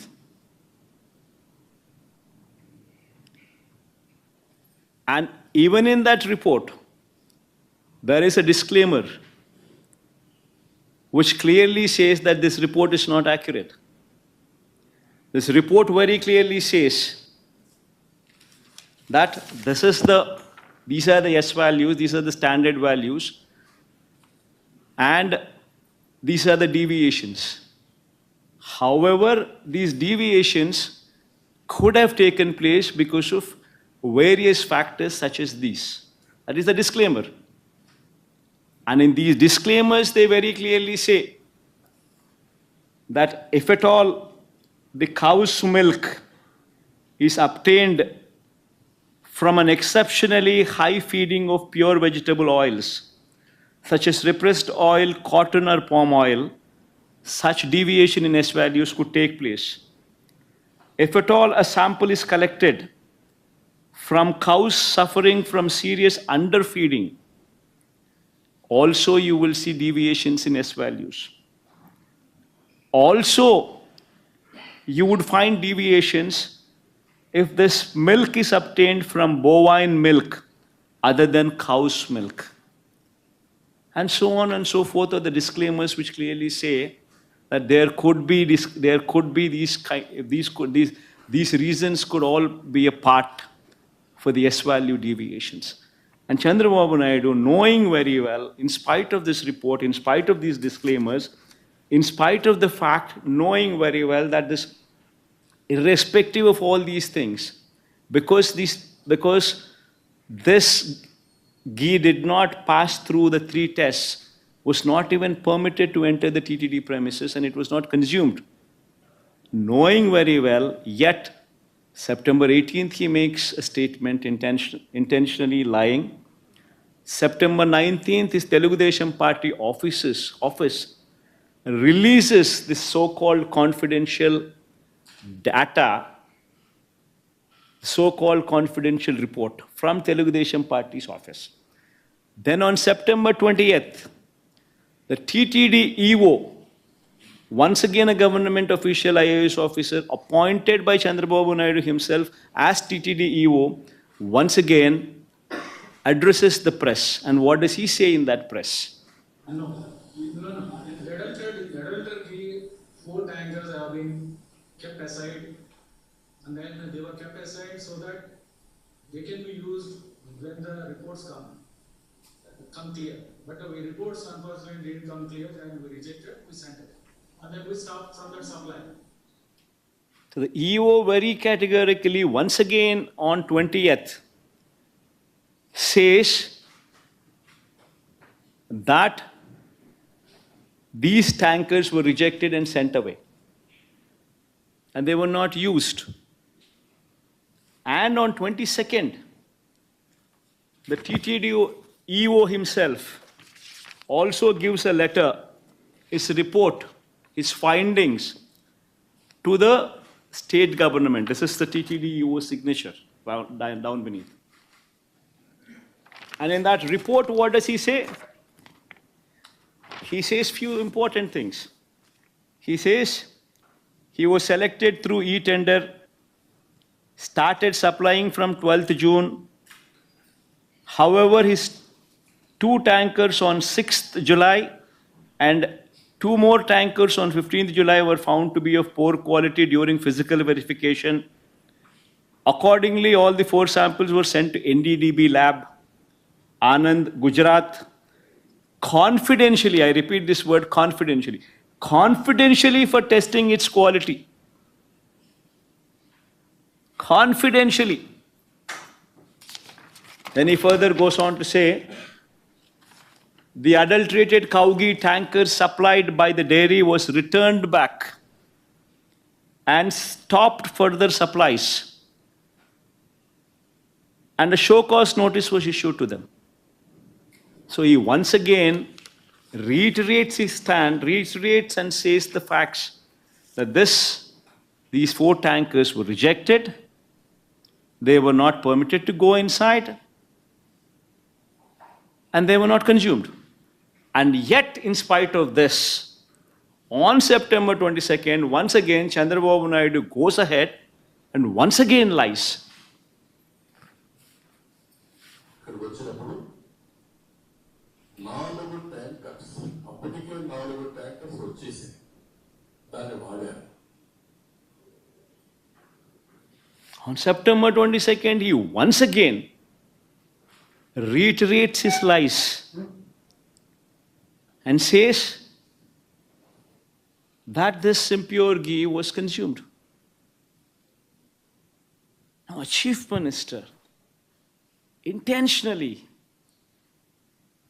deviates from facts, knowing very well that these are the facts, deviates from facts, intentionally lies.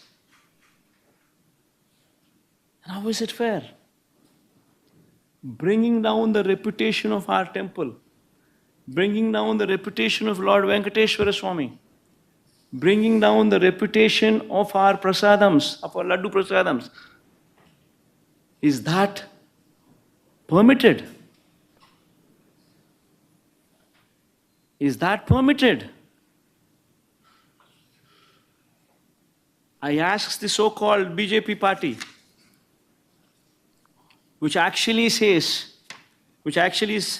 boasts themselves as representatives of Hindutva, as representatives of Hindu religion. I ask BJP one serious question. If you're sincere, if you're truly representatives of Hinduism, would you support this? A chief minister intentionally lying, bringing down the reputation of Lord Venkateshwara Swami, bringing down the reputation of Venkateshwara Swami's prasadams, intentionally for political gains.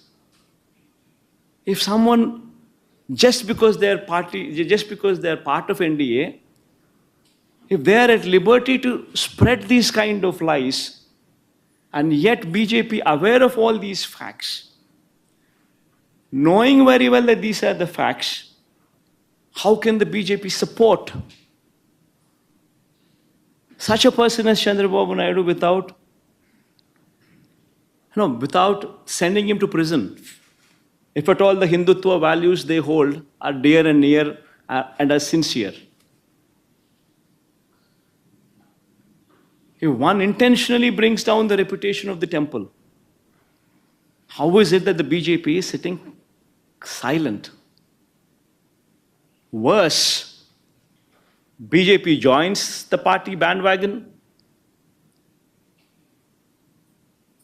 BJP leaders from Hyderabad also come down to Tirupati. They once again try to deviate this topic from Laddu Prasadams to my declaration.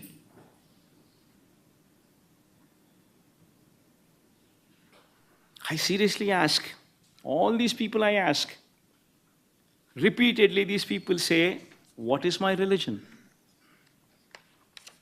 I tell all these people, you want to know my religion? It's not new. Everybody in Andhra Pradesh knows who I am. Everybody in Andhra Pradesh, everybody in this country everybody knows who I am. Everybody knows who my father is. Who is my father?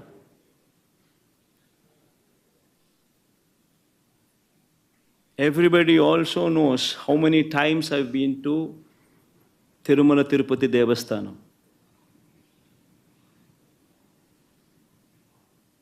My father gave, in every Brahmotsavalu, my father was blessed with the opportunity to present clothes to Lord Venkateshwara Swami, to the temple. 5 years in a row he was blessed with that opportunity. Even before I became the chief minister, several times I had visited Tirumala Tirupati Devasthanam. Even before I had started my Padayatra, I took Lord Venkateshwara Swami's blessings before I started my Padayatra also. And even after my Padayatra, the conclusion, I had actually walked all the way to the top of the mountain, taken his blessings before my Padayatra could conclude. And later I became the chief minister. And 5 years, every Brahmotsavalu, I was blessed with the opportunity to present the clothes.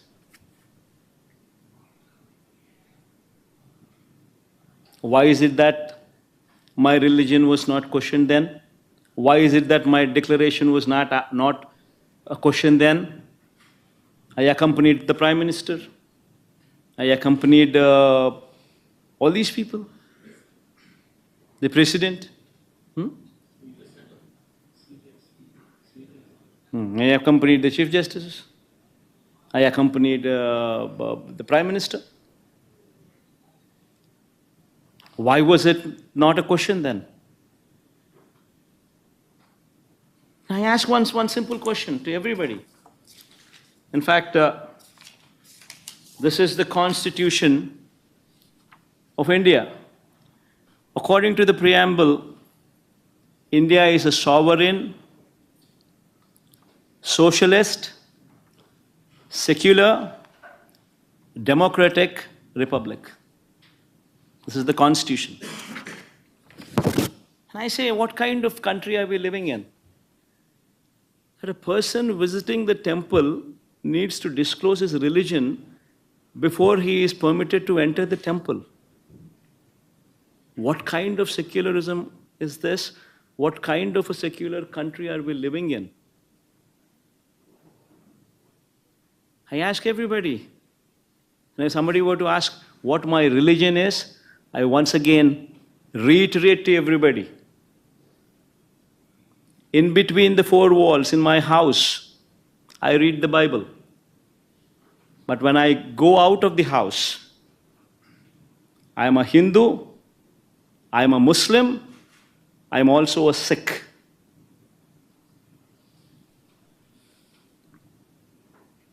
I practice their religion, I respect their religion. I am an Indian. Someone were to ask what my religion is, humanity is my religion. You want to have a declaration on that? Please go ahead and have that declaration as mine. Humanity is my religion. One should seriously start contemplating as to where they stand on secularism, what this country stands for. If someone like me who was served as a chief minister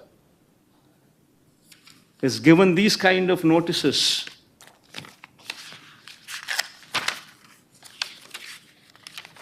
someone like me who's visited Tirupati not once, but at least 10 times before,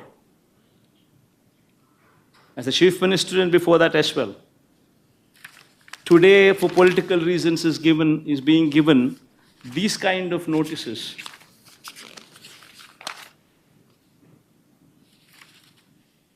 Barring somebody from entering the temple.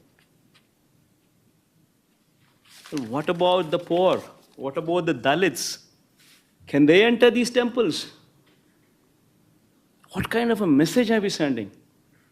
What is BJP doing about it? Is this what they stand for?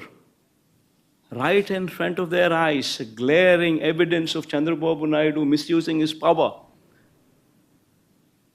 bringing down the reputation of our temple, bringing down the reputation of our prasadams, intentionally lying for political gains, and yet that person is permitted to go scot-free. BJP does not do anything about it, and yet they say they are representatives of Hindutva. Now, Hindutva stands for humanity. This is the first thing what anybody should understand. I think I rest my case here.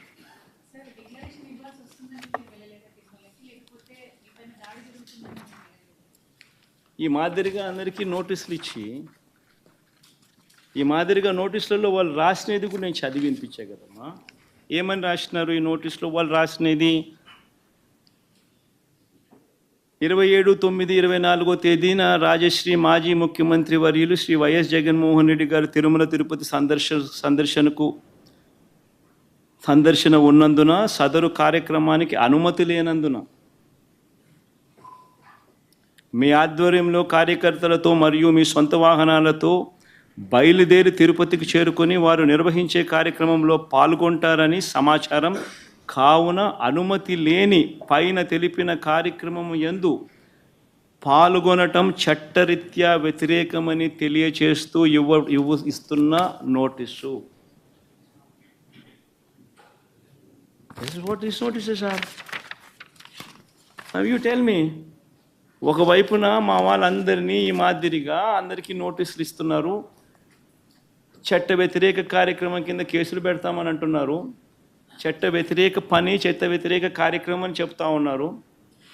మరోవైపున పక్క రాష్ట్రం నుంచి BJP వాళ్ళని కూడా అక్కడ పిలుచుకొని వచ్చి వాళ్ళు లా అండ్ ఆర్డర్గా గొడవలు క్రియేట్ చేయడం కోసం, రిలీజియస్గా ఒక టాపిక్ డైవర్ట్ చేయడం కోసం చంద్రబాబు నాయుడు చేసిన తప్పును కప్పిపుచ్చుకునేందుకు,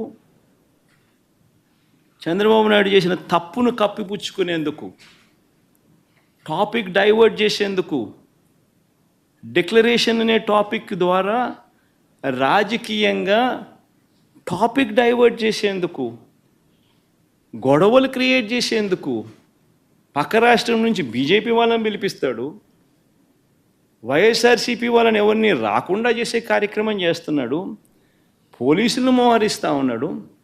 నేను అక్కడికి వెళ్ళి ఈ టాపిక్ డైవర్ట్ అయ్యేట్టుగా చెయ్యడం ఇష్టం లేక, వెంకటేశ్వర స్వామిని ప్రేమించే వ్యక్తిగా, గౌరవించే వ్యక్తిగా టాపిక్ డైవర్ట్ కాకూడదు అనే ఉద్దేశంతో తిరుమల తిరుపతి లడ్డును చంద్రబాబు నాయుడు ఏ రకంగా అగౌరవపరిచినాడు, తిరుమల తిరుపతి వెంకటేశ్వర స్వామిని చంద్రబాబు నాయుడు గారు ఏ రకంగా అబద్ధాలతో అవమానించి అగౌరవపరిచాడో, ఆ చేసిన ఆ తప్పు సాక్ష్య ఆధారాలతో సహా బయటికి కనిపిస్తూ ఉన్న ఈ సత్యం బయటికి రావాలి. చంద్రబాబు నాయుడు చేసిన ఈ పాపం కడగబడాలి. ఈ పాపం రాష్ట్ర ప్రజల మీదకి రాకూడదు. పాపము చేసిన చంద్రబాబు మీద మీ దగ్గరే కట్టడి కావాలి. దానికోసం టాపిక్ డైవర్ట్ కాకూడదనే ఉద్దేశంతో నా పర్యటనను పోస్ట్పోన్ చేస్తా ఉన్నాను. రాష్ట్ర వ్యాప్తంగా ఉన్న ప్రతి వైఎస్ఆర్సీపీ అభిమానించే వాళ్ళే కాదు, రాష్ట్ర ప్రజలందరూ కూడా, రాష్ట్ర ప్రజల శ్రేయస్సు కోరే ప్రతి ఒక్కరూ కూడా, అందరినీ కూడా నేను కోరుతా ఉన్నా, మీ ప్రాంతాలలో, మీ నియోజకవర్గాలలో, మీ గ్రామాలలో, మీ గుళ్ళల్లో పూజలు చేయించండి. చంద్రబాబు చేసిన ఈ పాపం వల్ల వెంకటేశ్వర స్వామి కోపం వచ్చి రాష్ట్రం మీద చూపించుకోకుండా ఆ కోపం కేవలం చంద్రబాబు మీదకి మాత్రమే చూపించే విధంగా పూజలు చేయండి అని కూడా అందరినీ కూడా అడుగుతా ఉన్నా. సార్ ఇప్పుడు ఎందుకనంటే జరిగినది ఘోర అపచారం. వెంకటేశ్వర స్వామిని పలచన చేస్తూ, వెంకటేశ్వర స్వామి ప్రసాదాన్ని లోకువ చేస్తూ, జరగనది జరిగినట్టుగా, అనిమల్ ఫ్యాట్ వాడనిది వాడినట్టుగా ఆ లడ్డూలు డిస్ట్రిబ్యూట్ చేసినట్టుగా ఘోరమైన అపఖ్యాతి వెంకటేశ్వర స్వామి గుడికి ఆపాదిస్తూ ఉన్న చంద్రబాబు నాయుడు అబద్ధాలు ఆడుతూ ఇంతటి ఘోరం చేసిన వ్యక్తి, ఈ పాపం కడగబడాలి. దానికోసం నేను రాష్ట్ర వ్యాప్తంగా నేను గుడులకు పోకపోయినా పర్వాలా, రాష్ట్రంలో ఉన్న ప్రతి మారుమూల ఉన్న గుళ్ళల్లో కూడా పూజలు నిర్వహించమని చెప్పి అందరికీ కొడతా ఉన్న ప్రజలకు, వైఎస్ఆర్సీపీ అభిమానులకు అందరికీ కూడా ఆ పాపం వెంకటేశ్వర స్వామి కోపం రాష్ట్రం మీద, రాష్ట్ర ప్రజల మీదకి రాకుండా కేవలం పాపం చేసిన చంద్రబాబు నాయుడు వద్దనే అది కట్టడి అయ్యేట్టుగా దీనికోసం సార్ చంద్రబాబు కుట్ర చేశారు మీకు వ్యతిరేకంగా, మిమ్మల్ని డిఫేమ్ చేయడానికని మీరు ప్రధానమంత్రి గారికి లెటర్ రాశారు. దాదాపు లాస్ట్ శుక్రవారం రాశారు, ఇప్పటి వరకు ఏమి రెస్పాండ్ కాలేదు. ప్రధానమంత్రి ఇక్కడ ఒక పెద్ద పుణ్యక్షేత్రంలో ఒక మతపరమైన విద్వేషాలు రెచ్చగొట్టే విధంగా కార్యక్రమాలు జరుగుతూ ఉన్నాయి. దీన్ని ఎలా చూస్తారు? అందుకే చెప్తా ఉన్నాను కదా, బీజేపీ వాళ్ళకు నిజంగా హిందుత్వం అనే దాని మీద నిజంగా వాళ్ళు టార్చ్ బేరర్స్ అని చెప్పుకునే నైతిక హక్కు నిజంగా వాళ్ళకు ఉంటే, వాళ్ళలో సిన్సియారిటీగానే ఉంటే, ఇంత ఘోరం చేసిన చంద్రబాబు నాయుడును రిప్రమాండ్ చేయకుండా, ఇంత తెలిసి అబద్ధాలు ఆడుతూ తిరుపతి పేరు ప్రఖ్యాతలను మంటగలిపిన ఈ వ్యక్తిని చూస్తూ వాళ్ళు ఎలా ఊరుకుంటున్నారు అని వాళ్ళని ప్రశ్నిస్తున్నా. వాళ్ళల్లో నిజంగానే హిందుత్వం మీద వాల్యూస్ ఉంటే, సిన్సియారిటీ ఉంటే ఇలాంటి వ్యక్తిని తిట్టాలి, బహిర్గతంగా తిట్టాలి. ఇలాంటి తప్పులు చేయడం అన్యాయము, ధర్మం కాదు అని చెప్పి గట్టిగా బుద్ధి చెప్పాలి, గడ్డి పెట్టాలి. కానీ అలాంటివి ఏవీ చేయకుండా చేసినవాడు మనవాడు కాబట్టి వాడు ఏం చేసినా కానీ పర్వాలేదు అని చెప్పి వాళ్ళు వదిలేస్తే ఏ రకమైన మెసేజ్ పంపిస్తూ ఉన్నారు? హిందుత్వానికి వీళ్ళు ప్రతినిధులా? ఏ రకమైన మెసేజ్ పంపిస్తూ ఉన్నారు?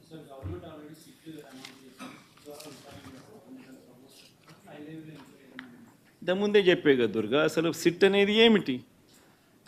కళ్ళు ఎదుటే కనిపిస్తూ ఉన్నాయి సాక్ష్యాలు, ఆధారాలు. ఆయనే తప్పు చేస్తాడు, ఆయన చేతుల్లో ఉన్న అధికారులతో సిట్టేస్తాడు. అది ఏ రకంగా ఆ సిట్టు వల్ల న్యాయం జరుగుతుంది? కంటికి కనపడతా ఉన్న సత్యాలు ఇవన్నీ కూడా, తప్పు చేసినాడని కనిపిస్తూ ఉన్న సత్యాలు కూడా. ఇవన్నీ నేను చెప్పినటువన్నీ కూడా వాళ్ళ ఈవో ఇచ్చిన స్టేట్మెంట్లు కానీ, వాళ్ళ ఈవో ఇచ్చిన వాళ్ళ రిపోర్ట్ కానీ, ఇవన్నీ ఏంటివి? కళ్ళ ఎదుటే కనిపిస్తూ ఉన్న సాక్ష్యాలు. ఇంకా సిట్ ఏంది, ఇంకోటి ఏంది, మన్నేంది? కంటికి కనపడడం లేదా? చంద్రబాబు నాయుడు అబద్ధం అన్నట్టు, చంద్రబాబు నాయుడు అన్యాయం చేసినట్టు. చంద్రబాబు నాయుడుకి ఇప్పుడు జరగాల్సింది ఏమిటి అని అంటే, ఇలాంటి ఘోరమైన తప్పులు చేయకుండా తిట్టుబడాలి. మతాన్ని, దేవుడిని రాజకీయాల్లోకి తీసుకొని రాకూడదు అన్న బుద్ధి జ్ఞానం చంద్రబాబు నాయుడుకు పడాలి. అది సుప్రీంకోర్టుల దగ్గర నుంచి పడాలి, ప్రధానమంత్రుల దగ్గర నుంచి పడాలి. అప్పుడే ఈ మనిషిలో జ్ఞానోదయం చెంది కొద్దో గొప్ప మార్పు వచ్చి ఈ మాదిరిగా మన గుడులను, మన పరువును, మన ప్రతిష్టను, మన ప్రసాదాన్ని మనమంతట మనమే పెంచుకోవాల్సింది పోయి, గొప్పగా చెప్పుకోవాల్సింది పోయి, ప్రసిద్ధి ఇంకా పెంచాల్సింది పోయి, మనమంతట మనమే మన గుడిని, మన ప్రసాదాన్ని, మన ప్రతిష్టను మనమే ప్రపంచానికి పలచన చేసి చూపించుకుంటా ఉన్నాం. ఇదెక్కడ హిందుత్వం అండి? ఇదెక్కడ హిందూయిజం అండి? హిందూయిజం అంటే ఇదే, మన దేవుని మనం తగ్గించుకోవడం, మనమంతకు మనమే మన లడ్డూ గురించి తప్పుడు ప్రచారాలు మనం చేయడం, రాజకీయ లబ్ధి కోసం మనమే అబద్ధాలు ఆడడం. ఇదెక్కడ హిందూయిజం అండి? సార్, మీ ప్రభుత్వ హయాంలో పనిచేసిన సుబ్బారెడ్డి గారిని